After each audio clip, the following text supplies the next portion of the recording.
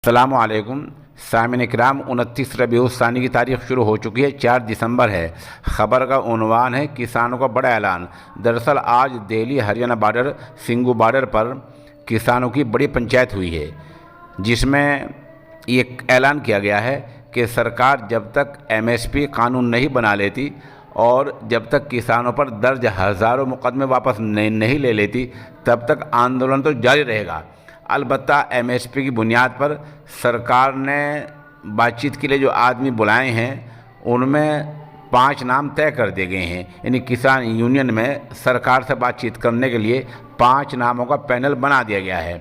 इनमें युद्धवीर अशोक धावले, बलबीर सिंह राजेवाला, गुणराम सिंह चढ़ोनी और शिव कुमार कक्का के नाम शामिल हैं। ये 5 आदमी हैं जो सरकार से बातचीत करेंगे एमएसपी की बुनियाद पर।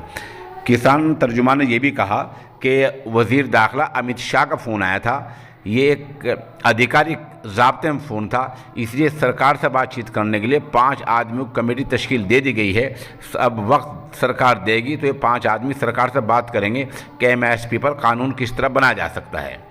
दूसरे के किसानों ने यह भी ऐलान किया है कि हम अभी कहीं नहीं जा रहे हैं, हम ये बैठे हैं, आंदोलन जारी है और 7 दिसंबर को अगली मीटिंग होगी।